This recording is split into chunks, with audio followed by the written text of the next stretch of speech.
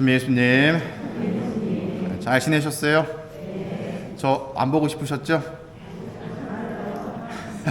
반응이 있어서 다행이네. 무반응일까봐 걱정했는데. 저는 휴가를 잘 다녀왔고요. 저기 어디지? 캠핑도 갔다 오고, 또 동해 바다의 바다도 좀 보러 갔다 오고 하면서 여유로운 시간을 좀 보내고 왔습니다. 이 휴가를 딱 간지 한 이틀째인가부터 저를 괴롭히던 두통이 사라지기 시작을 하더라고요.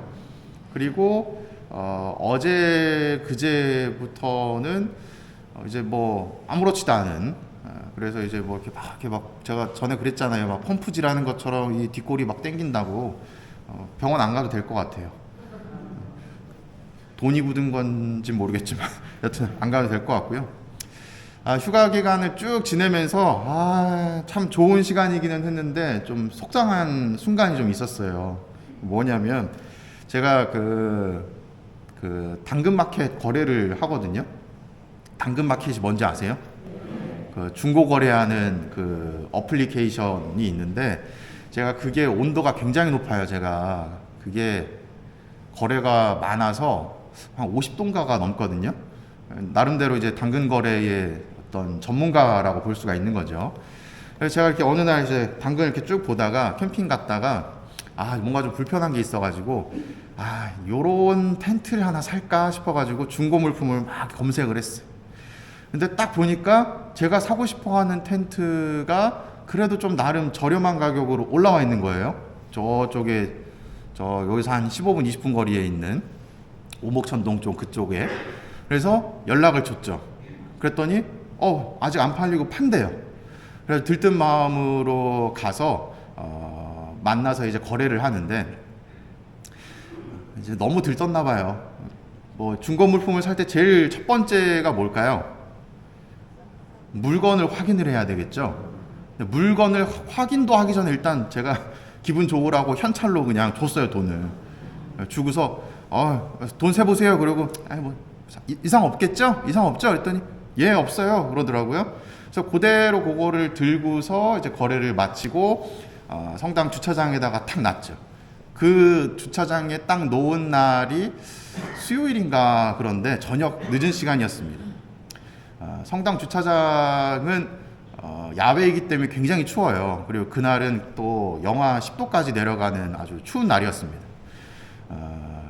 그렇게 하루가 지나고 하루 반나절 만에 제가 이제 휴가 갔다가 돌아온 뒤에 들뜬 마음으로 텐트 한번 열어볼까 하고 사제관에서 텐트를 딱 열었어요. 그랬더니 무슨 문제가 생긴 거죠.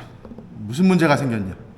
텐트에 곰팡이가 이게 조금 묻어 있더라고요. 이렇게 겉에 딱 보니까. 그래서 이 정도는 그냥 닦고 쓰자. 그래서 좀 닦았어. 그러면서 닦기 전에 사진 찍어가지고 이거 곰팡이 이렇게 쓸었는데 이거 어떻게 할 거냐? 이런 식으로 카톡을 하고, 그 다음에 닦고서 문을 딱 열었는데 웬걸 곰팡이가 그냥 막 엄청 크게 이렇게 막 잡혀 있는 거예요.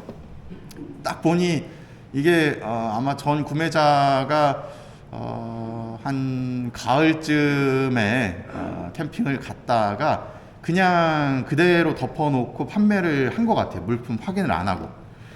그래서 이제 그러한 사진을 찍어서 환불해달라 얘기를 했죠. 환불을 해줬을까요? 안 해줬을까요? 안 해주는 거예요. 저한테 뭐라 그러냐면 하루 반나절을 제가 갖고 있었는데 당신도 책임이 있지 않냐? 어디다 보관했냐? 야외에다가 추운 날에 이렇게 보관했다 그랬더니 결로가 생겨가지고 그래가지고 그게 곰팡이가 핀 거다. 그럴 수도 있다. 이렇게 얘기를 하는 거죠. 그래서 제가 화가 막 올라오기 시작을 했습니다. 결론은 문자로 따뜻한 곳과 차가운 곳의 온도 차이로 생기는 겁니다. 제가 갖고 있었을 때는 영하 10도가 내려가는 매우 추운 날씨였고 야외에 있는 건조한 곳이었기 때문에 결로가 생길 수가 없습니다. 그리고 이거 하루 만에 곰팡이가 이렇게 생길 리는 없습니다. 환불해 주십시오. 그랬더니 제가 오랜만에 그런 답답함을 느꼈어요. 진짜 대화가 안 되는 사람이 있구나. 그래서 대화를 하다가 계속 환불이 안 되고 당신 책임도 있고 이런저런 논리를 피길래 당했구나. 누구에게. 사기꾼에게 당했구나라는 생각이 딱 듦과 동시에 그냥 시원하게 욕이라도 한번 박을까 하다가 이성적으로 내가 욕을 해봐야 무슨 득이 있나, 지금의 이 감정을 해소해봐야 뭐 나에게 득이 될 게 뭐가 있나. 그래서 그분이 자꾸 뭐 어쩌고저쩌고 얘기하길래 그러면 어떻게 하기를 원하시냐 그랬더니 제가 세탁비를 5만 원을 주겠습니다 그러는 거예요. 그걸로 끝내시죠 이러는 거죠. 그래가지고 검색을 해봤더니만 그 텐트가 세탁을 하는 데에 한 20만 원 30만 원이 드는 거예요. 텐트 값인 거죠. 30만 원 듭니다. 비싸죠. 그랬더니 저는 그래도 뭐 이렇게 저렇게 뭐 감정을 상하고 뭐 할 필요 없이 그냥 10만 원만 주십시오. 그럼 제가 그냥 정리하겠습니다. 그랬더니 그걸 또 깎아요. 7만 원. 그래서 그래 이거라도 조용히 받고 끝내자 해서 계좌 불러주고 7만 원을 받고 이제 끝을 냈어요. 그리고 이제 막 이 억울한 사연을 막 그 텐트 세탁하는 업체분들한테 설명을 하면서 막 이제 늦은 시간 연락을 했더니 저기 일산에 좀 싸게 해주신다는 사장님이 계셔가지고 원래는 그 가격이 아닌데 제 사정을 말씀을 드렸더니 좀 싸게 해서 이제 해주겠다 하셔가지고 어제 또 3시간 왕복 3시간을 걸쳐서 일산까지 가서 텐트를 맡기고 왔습니다. 휴가를 참 알차게 보내고 왔죠?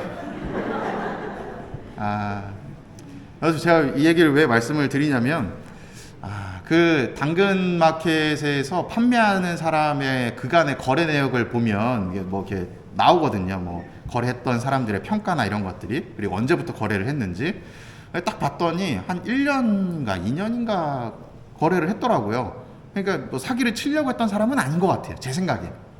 그리고 한 25건의 거래가 있었는데 나머지는 다 매우 좋은 만족인데 제 거래만 딱 하나가 이제 이런 상황이 된 거죠.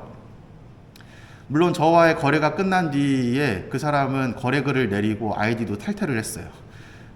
그러므로 인해서 아마 이 사람은 사기꾼이구나 라는 것을 알게 된 건데 왜 그랬을까 생각을 해보면 아마도 자기가 이거를 대놓고 팔기는 좀 어렵고 근데 자기가 손해보기는 좀 싫고 이러니까 그 어떤 조금의 이득을 얻으려고 하는 마음에 사기를 친 것이 아닌가, 유혹에 넘어간 거죠. 그래서 오늘 장장 강론을 하기 위해서 이 긴 저의 스토리를 말씀을 드렸는데 오늘 이 신신미사의 1독서 내용이 창세기 말씀이 나오고 있죠. 그리고 마태오복음에서는 예수님의 족보에 관련된 내용이 나오고 있습니다. 창세기의 내용을 조금 설명을 드릴 건데 뭐 다양하게 해석할 수 있지만 조금은 현실적인 부분으로 이 창세기를 좀 해석을 해드릴까 해요. 어디 가서 소문내지 마시고. 자, 이 창세기 3장을 보면은 이 에덴 동산에서 선악과를 따먹게 되는 아담과 하와의 내용이 나오게 되죠. 창세기가 언제 쓰여졌는지 혹시 아세요?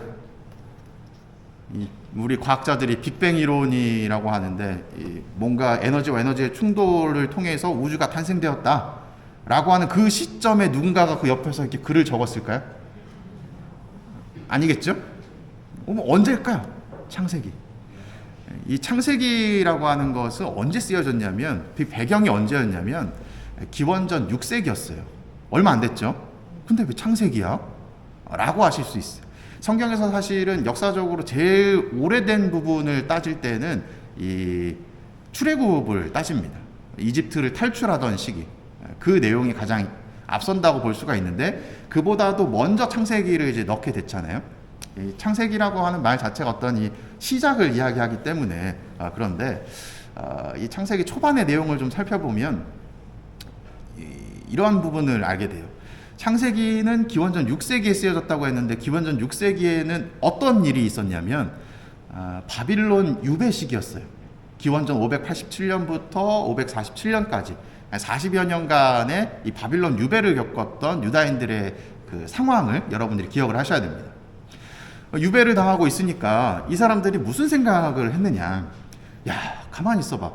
우리가 잘 먹고 잘 살고 우리 방황하던 유목 생활을 하다가 이 가나안 땅에 젖과 꿀이 흐르는 약속된 땅에 정착을 해서 잘 먹고 잘 살았는데 왜 우리에게 이런 시련이 왔지? 하고 과거를 돌아보기 시작을 합니다. 과거를 쭉 돌아보니 가만히 있어보자. 아, 그래, 우리가 예언자들이 그렇게 얘기했었던 내용들도 안 따랐었구나. 가만히 있어보자. 아, 예전에는 그 사건 때에 예언자가 뭐 이렇게 했었던 내용이 있었는데 그걸 안 따랐네. 우리의 삶은 어땠지? 야훼 하느님을 믿고 따라야 되는데 우리가 이민족들을 따랐었던 때가 있었네. 이게 언제부터 그랬지? 하는 의구심과 또 반성이 동반되기 시작을 합니다. 그래서 이 바빌론 유배가 끝나고 나서 사람들이 무슨 일을 했을까요? 똑같은 죄를 짓지 말자 라는 마음으로 이 창세기를 쓰기 시작합니다. 그러면서 이 창세기의 이제 내용을 보면, 오늘 나오는 내용을 보면 뭐 아담과 하와와 뱀과 뭐 선악과를 따먹고 뭐 저주를 받고 뭐 원죄가 발생하고 뭐 이런 내용들이 나오죠. 여기서 이제 여러분들 한번 딱 들으시면 다시는 안 까먹을 것을 하나 말씀을 드릴 텐데, 아담이라고 표현되는 사람은 무엇을 상징을 하느냐? 무엇일까요? 3, 2, 1. 유다인들을 상징을 합니다. 이스라엘인들. 뭐 남자와 여자다라고 생각하기보다 이 아담을 이스라엘인들이라고 생각을 해보세요. 유다인들, 이 옛날 히브리인들. 그러면 하와는 누굴까요? 하와는 누굴까요? 제가 이렇게 민족을 따졌으니까 또 다른 어떤 민족일 거예요. 그 민족은 가나안 토착 민족을 뜻합니다. 뱀은 누굴까요?